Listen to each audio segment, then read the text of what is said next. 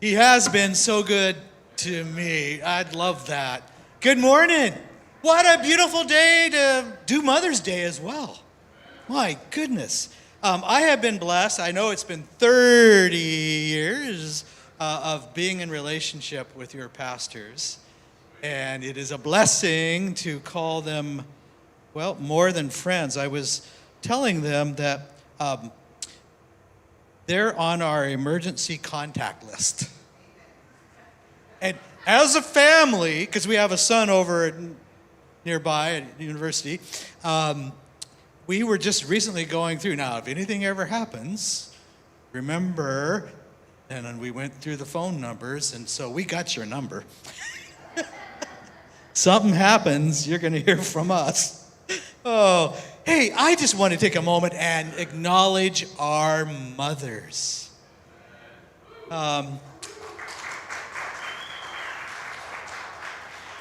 I was thinking, really, truly, it's gratitude every day, not just today.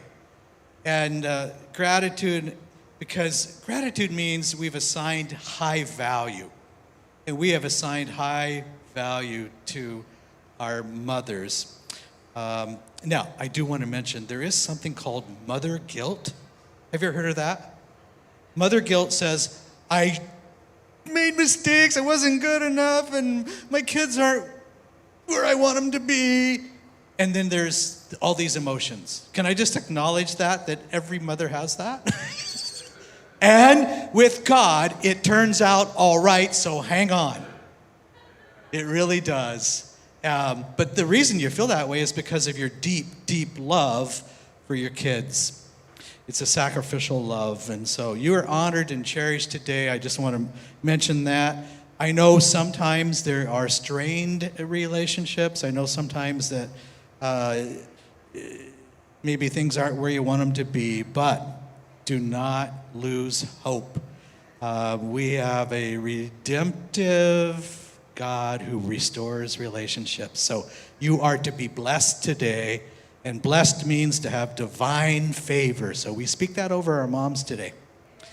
Right? Now, one of the things that moms want us all to have is a sound mind. You may recall the verse in 2 Timothy 1:7. For God has not given us the spirit of fear, Paul writes this, but of power, love, and a sound mind. Now, I'm a mental health professional. Let me just tell you that some of the folks in my field are kind of odd. I'm not one of them, but there's some odd folks in my field. And let me just tell you, psychology does not have all the answers. So, at best, we are a humbled servant, and we know the foundation of a sound mind and where that comes from.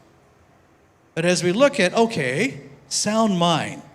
Okay, every mom wants a sound mind for their kids. Even for our teenagers, a sound mind. Sometimes we don't see it. Sometimes it is an issue that causes us concern. If you are a parent, you have probably had a discussion with your kids early on, and you remember the parental lectures that we maybe used to give. Do you remember when you had something really super important to tell your kid? What would you do? You would say something like, would you sit down? I have something really important to tell you, right? And if it was a son, what happens? They sit down, and then you do the really good parental lecture. Some of us were really good at the parental lectures. And about halfway through, your, using son as an example, has glazed over eyes. And you ask your son, did you hear, or do you understand what I'm saying? What does the son say? And then you make the next parental mistake and you say, tell me what I just said. And what do? They go, I don't know. And then you're worried. Because there's no sound mind. What has happened? Well, remember, I just want to say there's hope for the teenager. And as we look at what builds a sound mind, would it be of interest this morning? We just shared, okay, God says he promises a sound mind. What do we need to do on our part to have that? Because it's what we hope for our loved ones. It's what we hope for our kids. And it's probably the mom's greatest wish, will my kids be okay? Now, is our country in a mental health crisis? Oh my goodness. Maybe it's more than a crisis. Maybe we're in a mental health epidemic, which means it's a lot of people. What we do know is that our mental health needs have grown to such a need. There's not enough Christian help, counselors. Most counselors have a waiting list or not taking new people. I'm from the Center, a Place of Hope, and we receive somewhere around 500 plus phone calls a month of people seeking help. So we make a lot of referrals, and one of the things that happens is some of the referrals say, nope, there's no space. And then if you want Christian help, what happens? It's even smaller and smaller. So this topic of creating a sound mind and having a sound mind, not just on Mother's Day, but carry it with us. It's something, let me just say, that we probably all are working on. I met somebody earlier in the lobby who said that they had been to the center 30 years ago. When somebody says that, I go, oh my goodness, okay, we're a lot better now than we were 30 years ago. And then the next question is, well, how are you doing? But God uses us, and that's our heart's desire. Well, here's a few things, just checkpoints in our limited time today together. But one of the checkpoints, when you think of a sound mind, and remember, the scripture says God has not given us a spirit of fear. The number one diagnosis in our country right now, non-medical diagnosis, is the diagnosis of anxiety. Okay, post-pandemic, if that's where we are, there's so much crazy things going on, but anxiety as the number one diagnosis. Pre-pandemic, the number one diagnosis was depression. So we live in a culture where there is fear. Fear is a tool of the enemy. Fear can hold us captive. Fear can get a stronghold in our life. And we begin to look in a world out of the glasses, the view, our eyes only see anxiety. And it does freeze us. And it's no surprise that that's the number one diagnosis in our country. And it's hard to have a sound mind if you have too much anxiety. But let me also add, are there some things that we see going on that we would have some concern or anxiety around? Yes. We just can't stay there, and we can't live there on a daily basis. Not with fear. Now, fear would be a whole other message, but it's interesting that it's called a spirit of fear because it can get a stronghold in your life. But the next word is power, love, and a sound mind.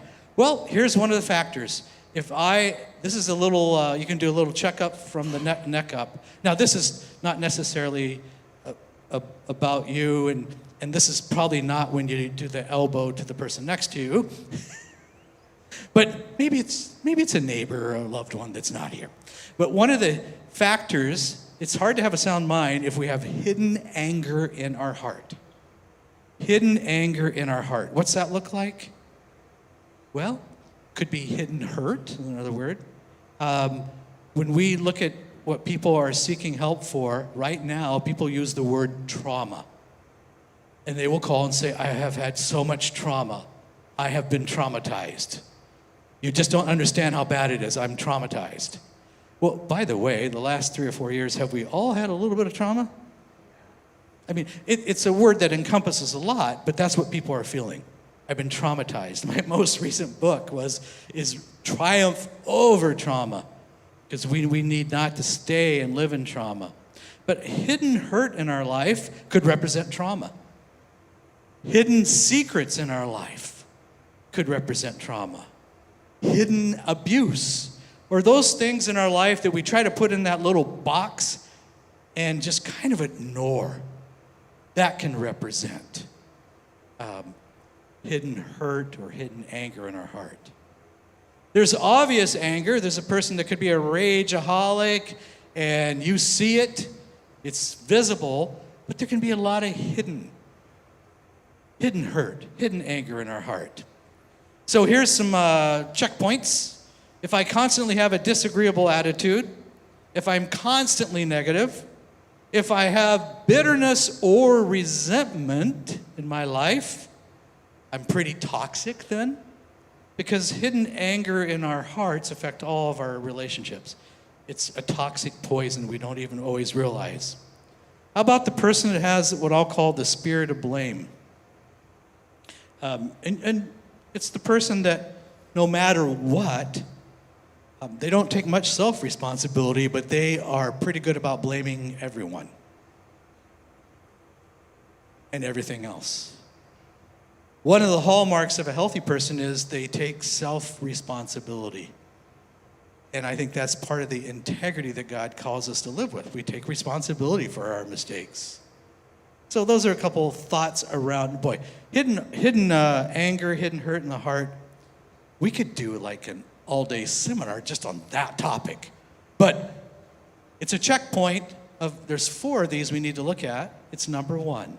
How am I doing with any hurt or anger in my life? If it's unresolved, it represents trauma. If it is something that I'm working hard on ignoring, avoiding, it is going to be hidden.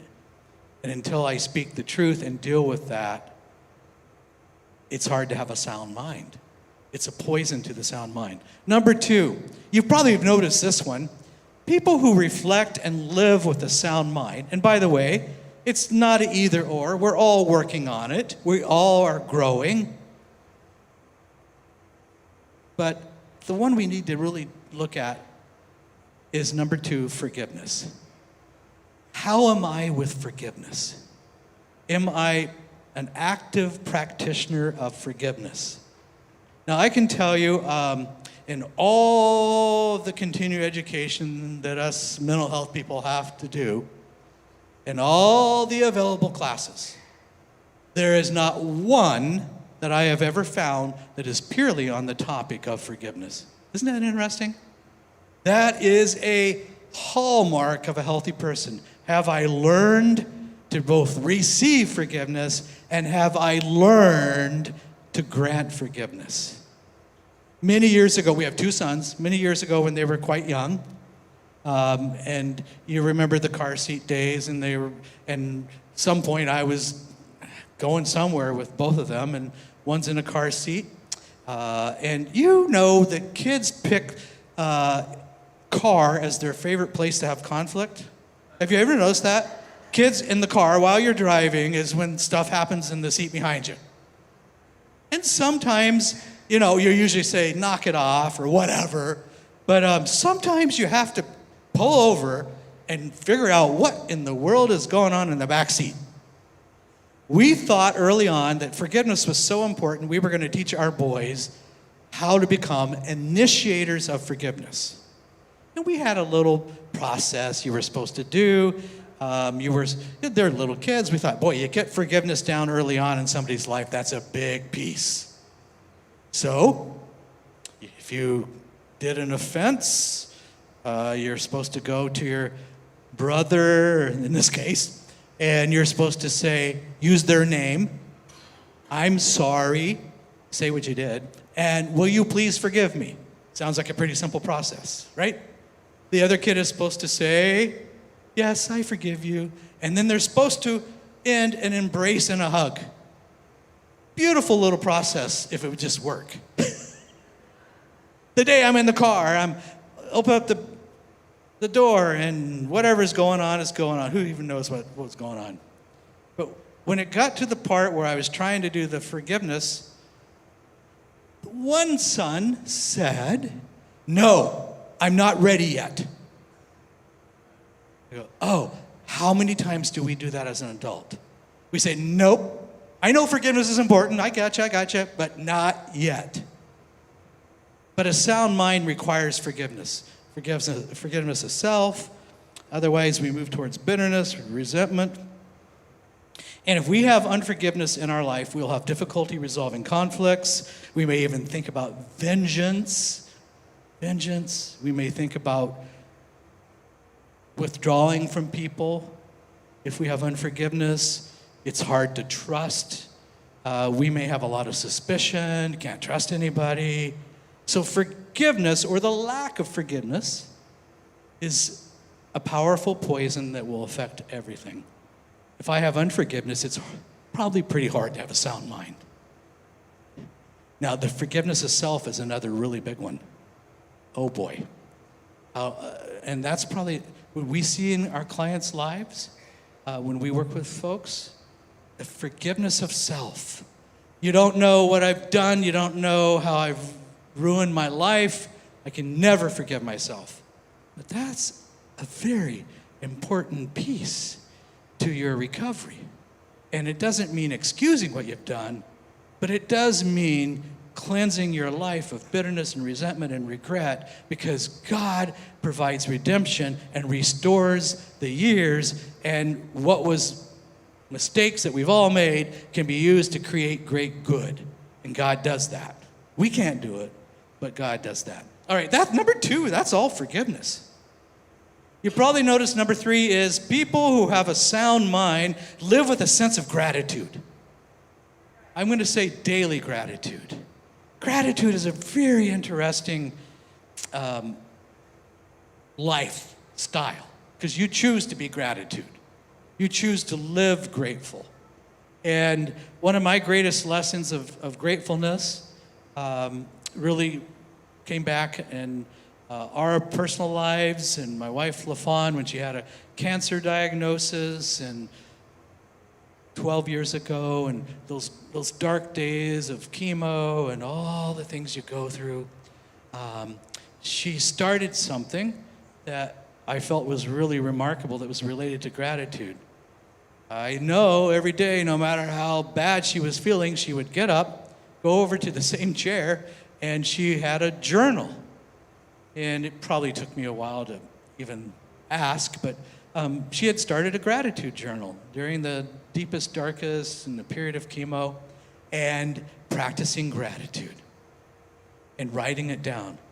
Now, that's a practice that she's continued from there to 12 years later, and still continues that. And it caused me, because at one point, just talking about gratitude, LaFawn had said something like, well, it's probably part of what God used to keep me alive. It was a powerful.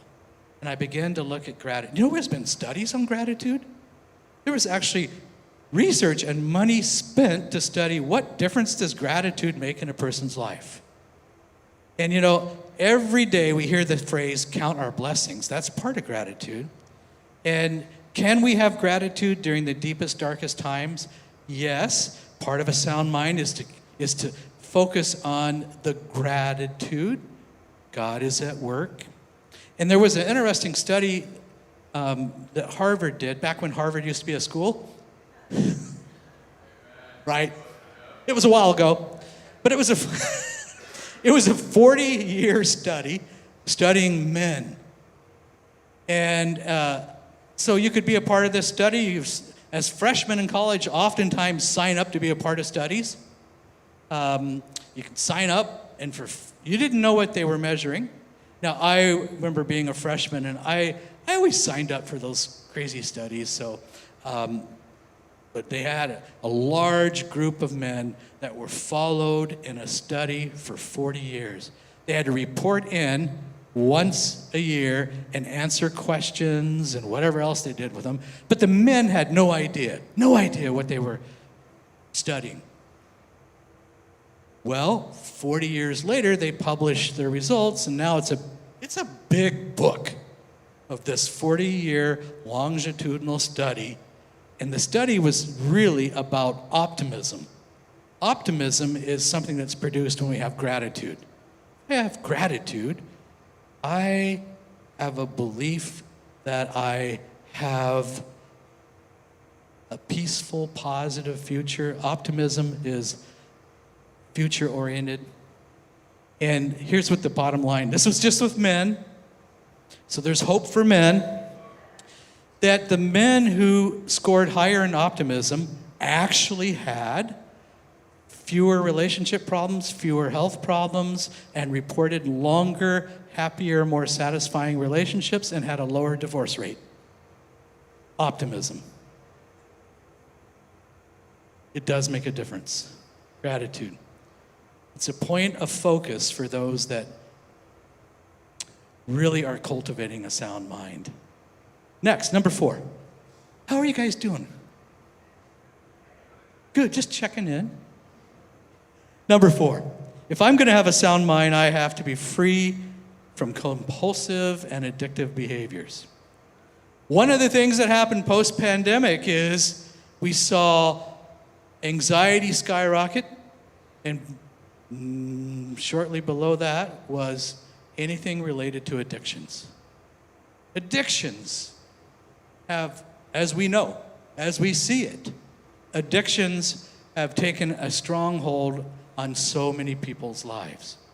It could be digital addiction, could be food addiction, could be misuse of prescription drug addiction, could be cannabis, could be alcohol. Addiction comes in many different forms.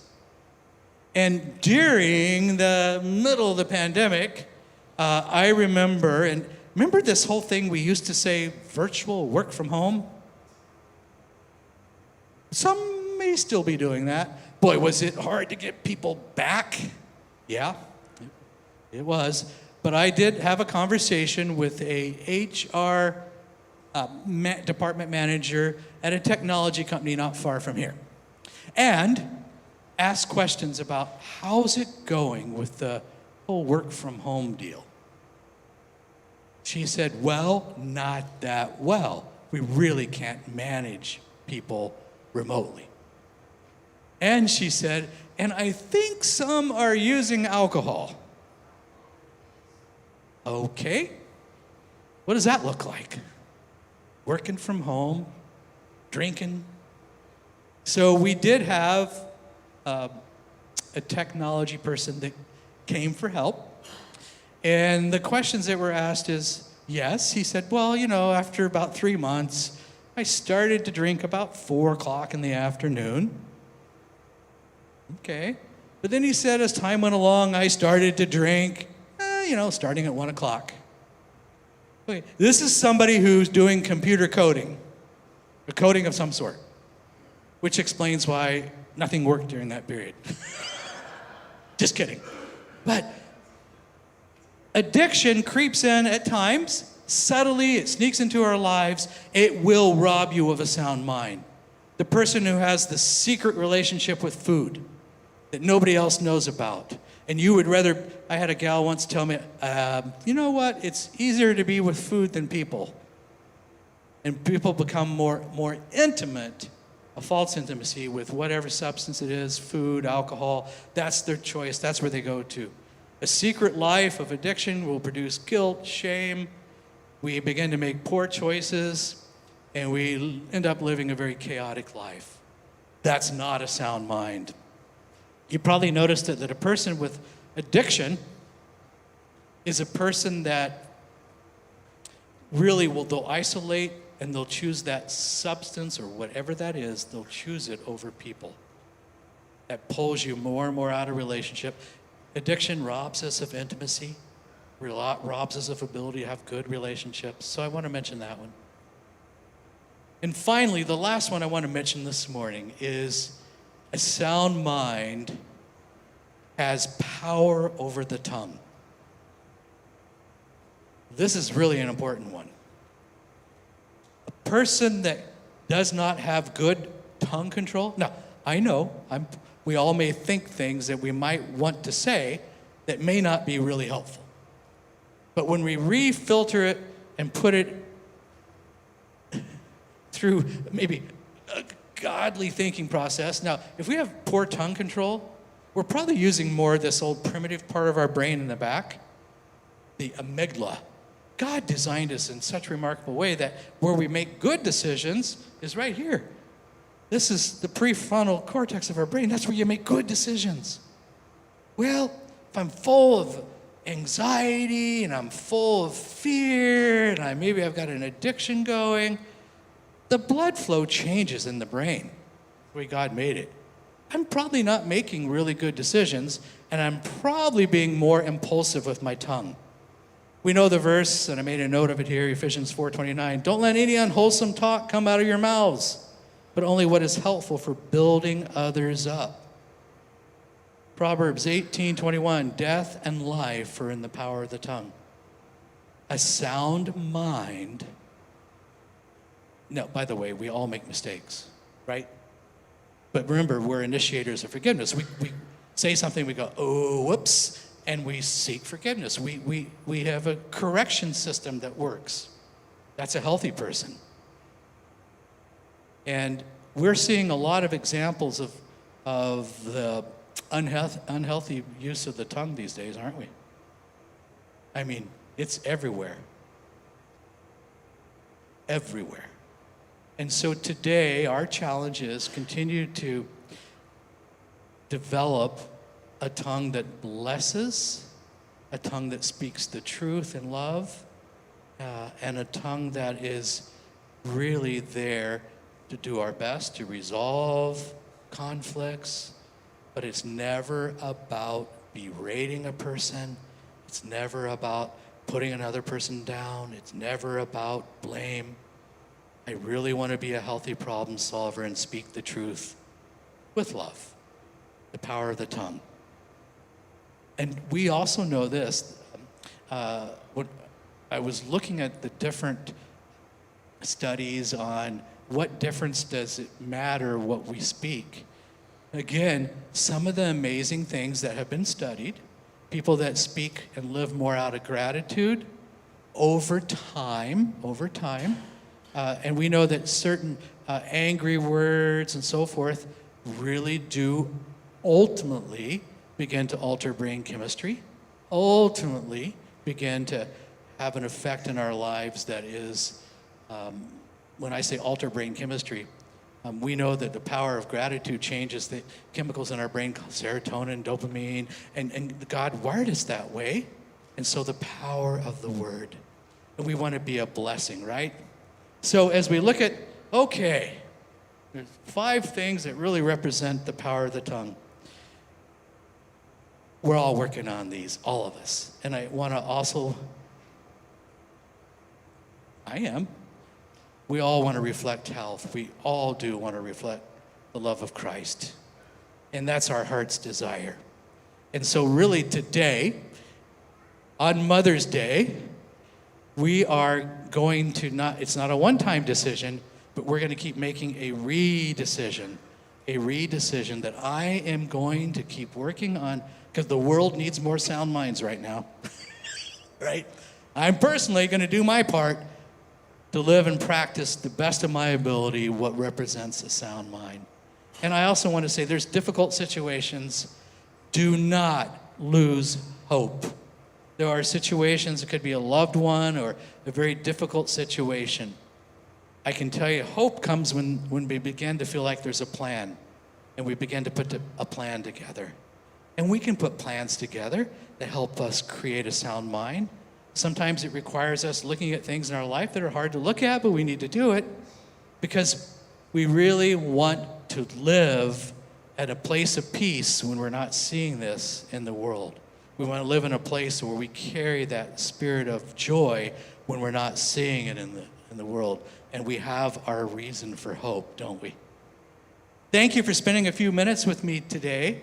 And I hope this is of interest. And I really do want to speak a word of blessing over you because I know the difference that it makes. And today we also have the great opportunity to bless some graduates. And thank you today. So go out today with a sense of hope and blessing. Thank you.